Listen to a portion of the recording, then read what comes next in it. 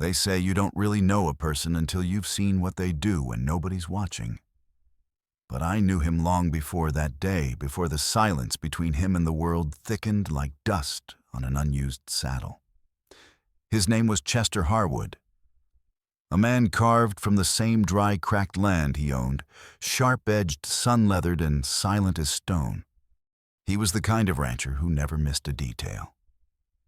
The kind who noticed a missing spoon before a missing sunrise. And when things began disappearing from his house, little things at first, he didn't ask questions. He made conclusions. He blamed the only person who didn't look him in the eye, his housemaid Mara Clay. Mara. She moved like wind through dry grass. Quiet. Always with her head down her shoulders, curved in like they'd learned long ago how to carry the weight no one else wanted. She said little, took her pay without thanks, and left before the sun touched the tops of the hills. To Chester, that was all the proof he needed. He began watching her, not with curiosity, but with contempt. Like a man staring down a rattler he swears is about to strike. I remember the day he stood behind the curtain in his study boots, planted firm jaw locked tight. The noon sun burned across the ranch, and there she was scrubbing the kitchen floor like she was erasing something only she could see. That was the day Chester decided to follow her. And that was the day everything he believed about her, about himself, about what it means to be good, began to come undone. Because sometimes the person you suspect the most is the only one holding your family's forgotten promise. The wind that day had teeth, dry, sharp, unrelenting.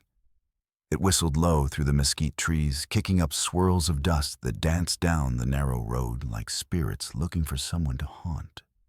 Chester followed at a distance, one hand on the reins, the other resting near the butt of his revolver, not because he expected trouble, but because suspicion makes a man forget what kindness looks like.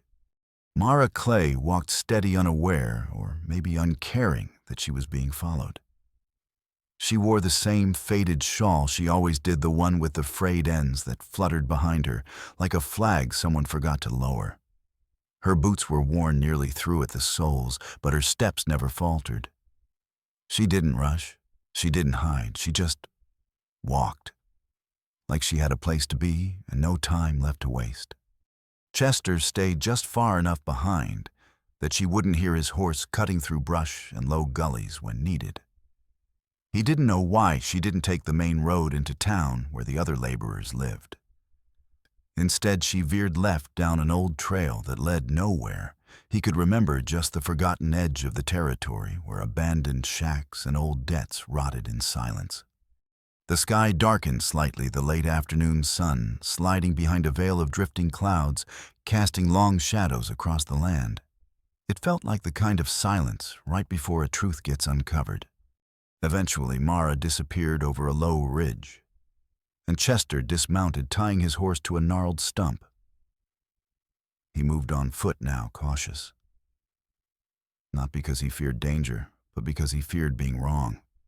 As he reached the crest, he saw it a worn-out cabin leaning sideways like time itself had grown tired of holding it up. The roof sagged under its own weight, and one of the shutters hung by a single hinge, creaking softly in the wind. Smoke curled from the chimney, thin and weak, like it knew better than to expect much. Then came the voices, not hers, children's. "Miss Mara, she's back." Chester froze. The sound hit something in his chest he hadn't felt in years. He crouched low and crept closer, pressing his weathered palm against the outer wall.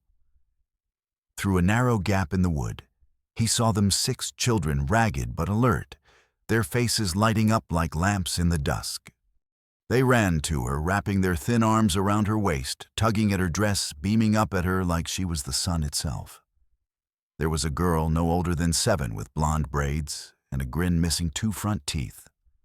A boy with wild hair and fevered cheeks clung to her hand, as if letting go would mean falling into the dark. And Mara smiled, not the tight-lipped courtesy she gave Chester back at the ranch. This was something else. something sacred. Her whole body softened. Her shoulders, always hunched and tense, melted downward as she knelt to meet the children at eye level. And then from her worn cloth bag, she began to pull out what Chester recognized instantly. Bread from his kitchen, apples from his orchard, a jar of preserves that hadn't gone missing but simply vanished. All of it. All the things he'd silently counted as losses. She laid it out like a feast, and the children clapped as if it were Christmas.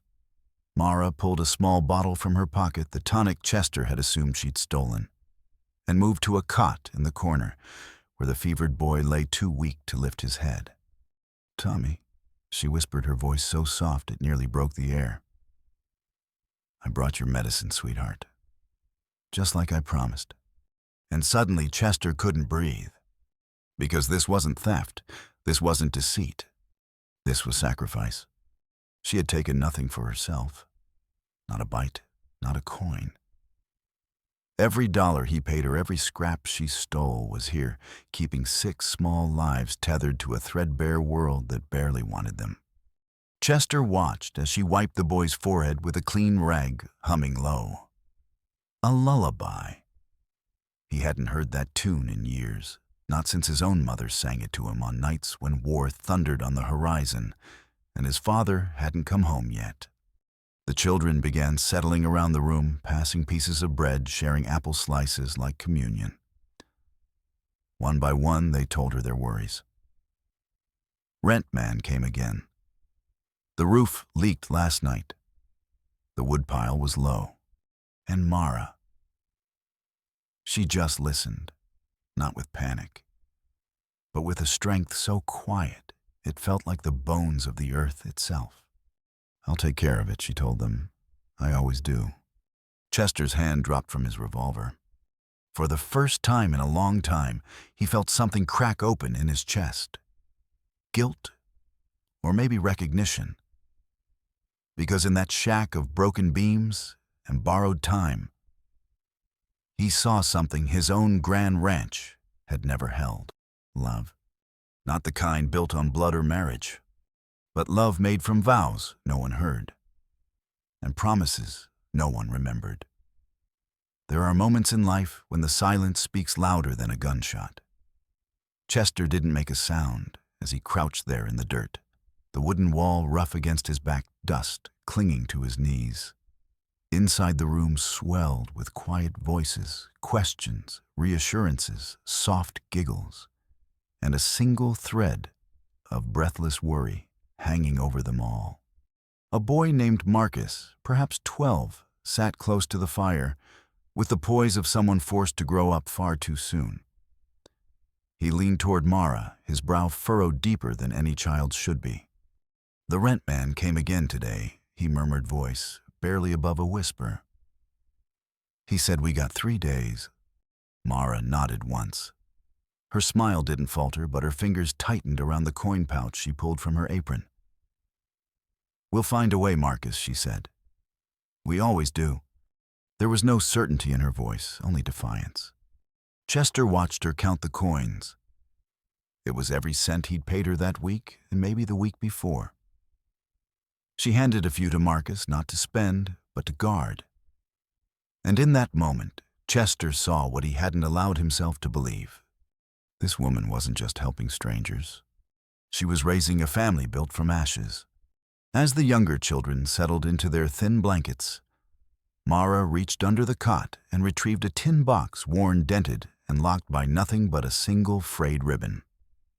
She laid it gently on her lap and opened it with the reverence of someone holding a casket. Inside were papers, some folded, some browned, with time photographs and a scattering of medals. Medals of honor. Chester's breath caught. He leaned closer to the crack in the wood eyes, straining against the dim interior. The photographs were old, black and white, the edges curled with age. 6 men in military uniforms stood beside a tall figure Chester recognized instantly. His grandfather. The same stern face that hung in a faded portrait above the fireplace at the Harwood Ranch. The same man who died long before Chester was old enough to ask about the wars he'd survived, or the ones he left behind. Mara brushed her fingers across one photo. Her voice was low, trembling in its steadiness. 6 good men died 20 years ago, she whispered. They didn't have to. They could have turned back, saved themselves. But they stayed. They stood between fire and innocent lives, between death and your grandfather. Chester's spine stiffened. They left behind sons and daughters, she continued. Wives, sisters, sweethearts. And the man they saved swore he'd never forget. Swore their families would be cared for. Swore his debt would be repaid in full. Her gaze dropped to the box in her lap. But then he died. Her voice cracked on the word. Chester felt his hands go numb. That debt. It had passed to him. He just never knew it. Not until now. One of the girls, the blonde one with the missing teeth, snuggled up beside Mara and pointed to the medals. That one was Papa's right. Mara smiled and nodded. Yes, sweetheart. That one was his. He earned it when he was barely older than Marcus. Was he brave? The little girl asked. Mara's voice broke like a branch under weight. He was the bravest man I've ever known. Her fingers traced the curve of the medal. Then she looked up at the children, all 6 of them huddled around her, and said the thing that finally undid Chester Harwood completely. And now I keep my promise in his place. That sentence, it cracked the sky. Because Chester realized in a single blinding instant that this wasn't pity. It wasn't charity. Mara wasn't asking for help. She had been the help. She had become the bridge between past and future, carrying the weight of 6 bloodlines on shoulders no one bothered to see. She wasn't just the maid he paid by the week. She was the widow of a fallen soldier, the mother of 6 orphans who never got to meet their fathers, and the keeper of a debt his family had left unpaid for 2 decades. A flicker of movement drew his attention back to the crack in the wall. Mara had pulled out one final item from the box, a folded letter brittle with age. She didn't open it, just held it to her chest and closed her eyes. Chester couldn't see the writing, but he didn't need to. He knew that letter was meant for him. It had waited too long in silence, just like everything else. Mara exhaled slowly. "Forgive me, James," she whispered into the dark. "Forgive me for taking too long to come. I tried to carry it all, but I'm running out of time." Her hand trembled as she tucked the letter away. She turned her face to the rafters, tears catching in the firelight. And for the first time since he'd followed her, Chester didn't see a thief or a servant. He saw a woman, dying on her feet, while keeping a promise no one remembered making. By the time the children had fallen asleep, the wind outside had stilled. The fire inside that fragile home cracked softly, casting long shadows across the floor, dancing over patchwork blankets and the soft curves of small dreaming faces. Chester hadn't moved from his hiding place. Not because he was stuck, but because something in him had come undone, and he didn't yet know how to gather it back up. He watched as Mara sat in the one wooden chair by the hearth. She leaned forward, elbows on her knees, her hands gripping the arms like she needed to hold the world in place. Her breathing was labored, not just tired, but sick. And then she reached into the folds of her dress. What she pulled out made Chester's stomach turn. It was his father's gold pocket watch. The very one he'd searched for, cursed over, accused her of stealing in the darkest corners of his thoughts. But now, as he watched her turn it over in her hands, gently tracing the engraved initials, there was no triumph in her touch, only sorrow. "I'm sorry," she whispered, not to him, not even to the watch, but to something larger. "I'm sorry it has to be this way. But they need this more than anyone needs the truth." She stood slowly, legs shaky beneath her. Moving across the room with quiet urgency, she knelt beside a loose floorboard near the corner cot. Chester watched as she pried it up and placed the watch beneath it, alongside a folded scrap of fabric he couldn't quite make out. Then she sealed it back softly like she was tucking in a secret too tender for daylight. It wasn't theft, it was mercy. She wasn't hiding the watch from him. She was protecting it until she had no choice but to give it up to save them all. And then came the letter.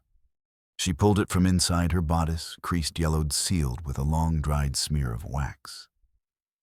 His name, Chester Harwood, was written across the front in a hand he didn't recognize. At first, she just held it. Her thumb ran over the ink as though it might smudge after all these years. Then her lips began to move in prayer. No words he could hear, just the hush of someone bracing for the kind of truth that changes everything. She turned toward the candle on the table.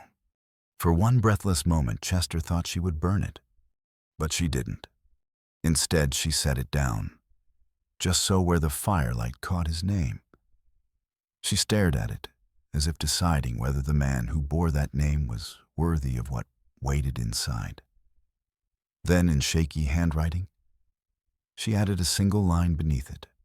"For the grandson of the man my husband died to save." Chester's knees buckled. She knew, she'd always known.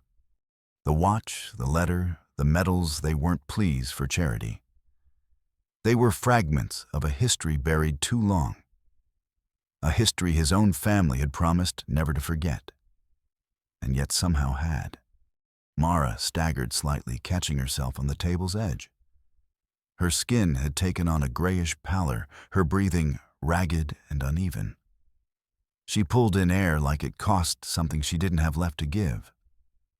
But even in that pain, even as her body betrayed her, her eyes moved to the sleeping children. "I kept my promise," she whispered, "as long as I could." And for the first time, Chester didn't see weakness in her frailty. He saw courage. A different kind of courage than the kind that rides into battle.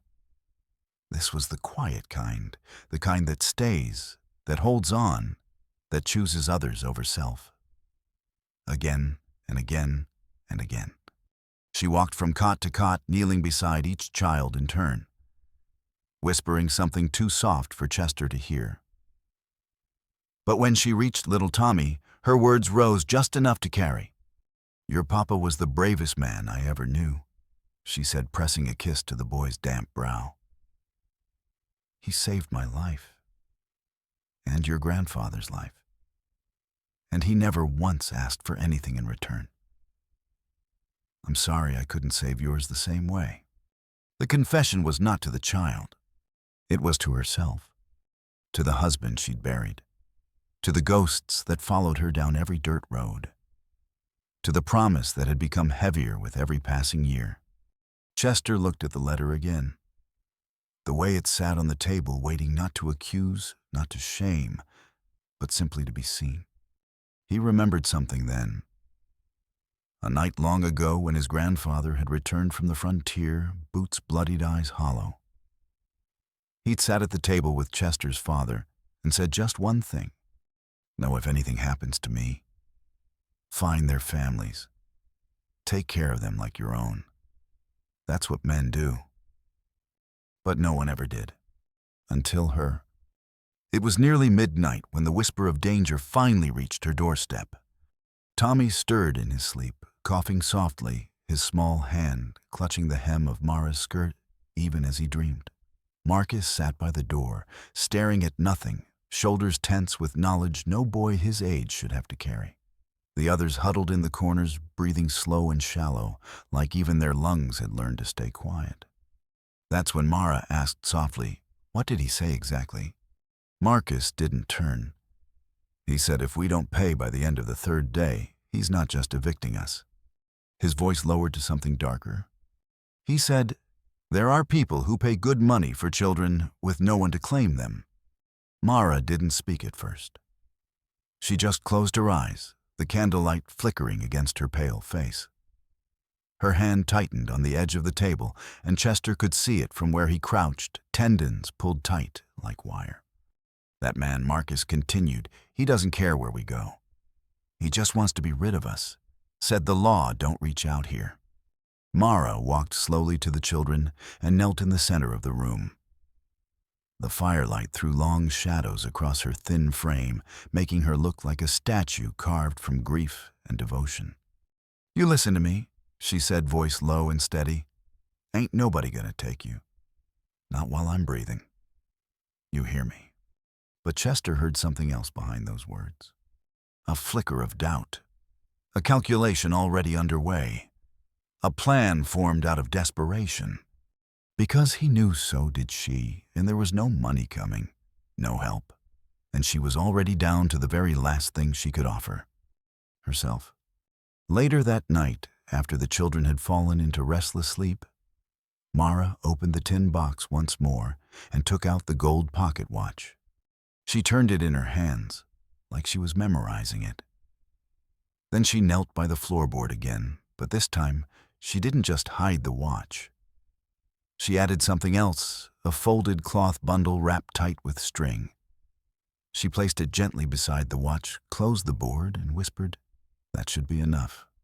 Enough for what Chester didn't know, but he could feel it in his bones. Whatever came next, she didn't plan on surviving it.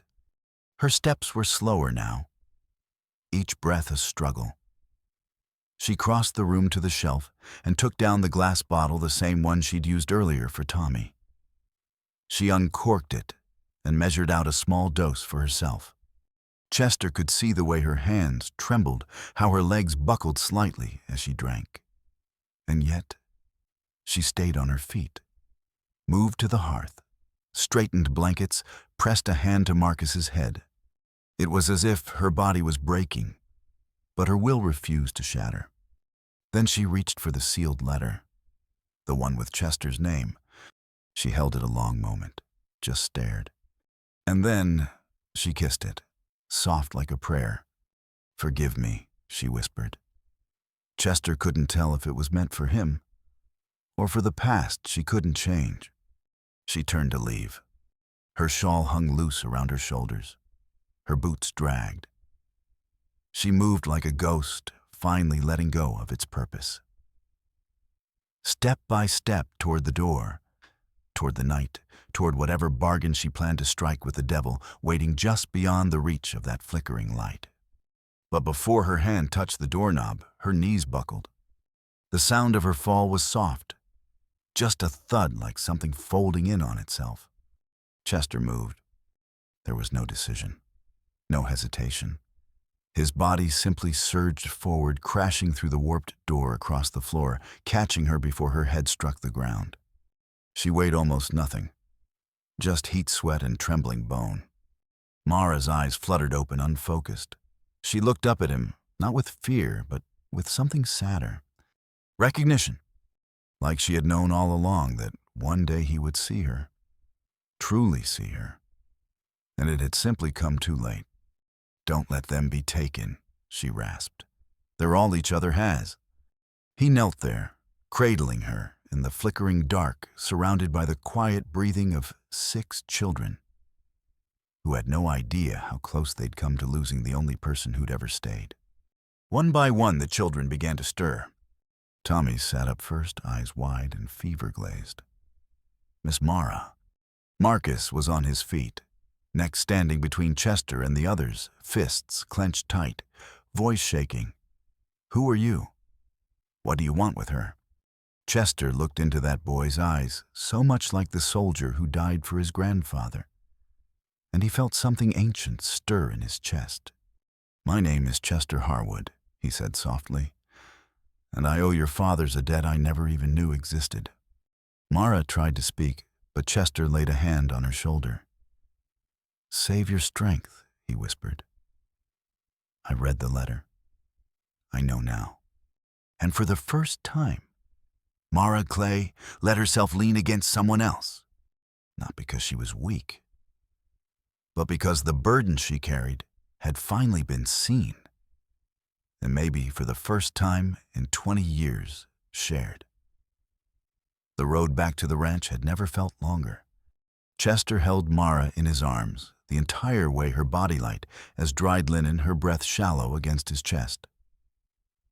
The children followed behind on borrowed horses, led by a ranch hand Chester had flagged down at sunrise. No one spoke much, not even Marcus. The wind was soft that morning, as if the desert itself knew the story had shifted and it didn't want to scare it away. By the time they reached Harwood Ranch, the sun was already high, casting golden light across the long fence lines and the distant hills that framed the valley like cupped hands. Chester didn't take Mara to the guest quarters.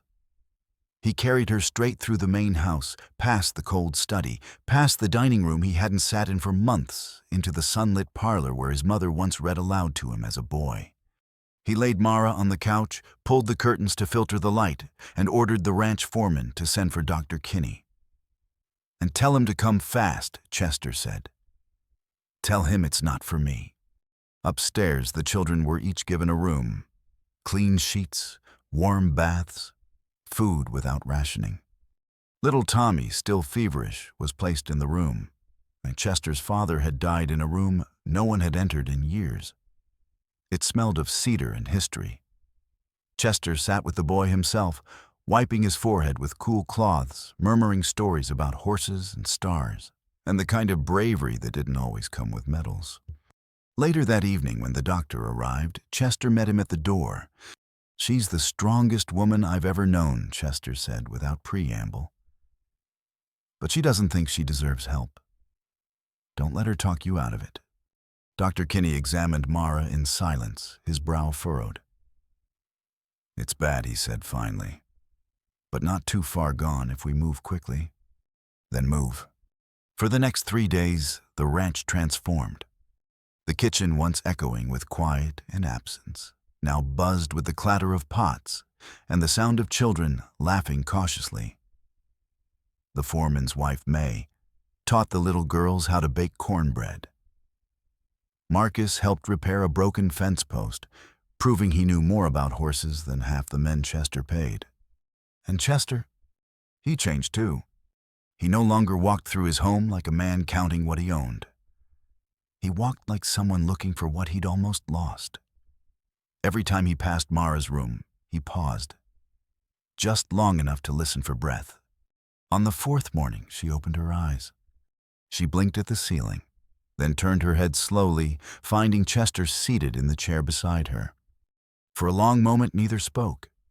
Then Mara whispered, voice like parchment, "Why?" He didn't pretend not to understand. "Because I read the letter. Because I saw the watch. Because I looked through a crack in the wall and saw more honor in your hands than I've seen in my own name in 20 years. She swallowed tears, pooling without falling. "You don't owe me anything." "I know," he said. "But I owe them. And I owe him."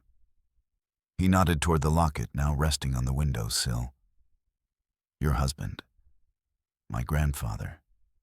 The men who stood when others ran." Mara closed her eyes, a single tear sliding into her hair. "I thought I'd failed them all." "You didn't," he said softly, "but I almost did." She was too weak to argue, so she just breathed, and that was enough. Over the following weeks, the Harwood Ranch became something else. Tommy's fever broke, and he began to walk again, tugging at Chester's coat and asking 100 questions a day. The girls took over the front porch with their dolls and chalk drawings. Marcus became the ranch's unofficial apprentice, waking before dawn to help saddle horses and learning ledger work at Chester's desk. And Mara, she healed, slowly, tenderly. Each day she gained strength, and with it came something rarer trust. She began walking the halls of the big house like she belonged. She did small things, set the table, folded linens, smoothed Tommy's hair. But each act carried the weight of someone learning to live again. One morning, weeks later, Chester found her standing in the parlor, her hand resting lightly on the piano. "That belonged to my mother," he said. "It's beautiful," she replied. "So are you," he said without thinking. She looked at him, not with surprise, but with the steady warmth of someone who no longer feared being seen. That night, they all sat at one long table. 7 chairs, 7 plates, laughter between bites. The fire crackled, the wind stayed quiet, and for the first time, Chester Harwood felt something he hadn't felt since boyhood. Home. Years passed, as they always do, quietly at first and then all at once. The children grew, the ranch grew, and Chester Harwood, he softened. You wouldn't have noticed it unless you looked close. He still spoke little, still drank his coffee black, still wore the same weathered hat that had seen too many summers. But he smiled more, laughed once in a while. And every evening, as the sun dipped low behind the hills, he walked to the same spot on the porch where 6 small faces once looked up at him with fear, and now with love. Mara never returned to her old shack. She didn't have to. The gold watch, the medals, the folded letters, they were placed in a wooden box and kept near the hearth where anyone could see them. Not as trophies, but as reminders of what was almost lost, of what was finally found. The ranch hands called her Miss Mara, with a respect that had nothing to do with her title. To the children, she was Ma, and to Chester, well, he never quite said what she meant. But when he carved a new sign for the front gate, the words said enough: Harwood Clay Ranch, built on honor. And in time, folks stopped asking where the children had come from, because it didn't matter anymore. They belonged there. And more importantly, someone finally kept the promise made to 6 fallen men. Life has a way of testing the heart in silence. It doesn't always thunder when it breaks. Sometimes it whispers, in the hush of a child's cry, in a letter unread, in a name long forgotten. But what you choose to do in those quiet moments, that's what defines you. Chester Harwood thought legacy came from land and blood. But he was wrong. Legacy is keeping a promise no one else remembers. It's raising children you never fathered. It's seeing someone others overlook and choosing to stay. So, if this story found a soft place in you tonight, tell us what part lingered. What part made you pause? What part reminded you of someone you've lost, or someone you're still holding on to? Leave a comment, share your thoughts, tell us what you carry. And if these stories speak to something inside you, hit that subscribe button, because here at Wild West Soul, we believe the past isn't gone, it's just waiting for someone brave enough to remember it.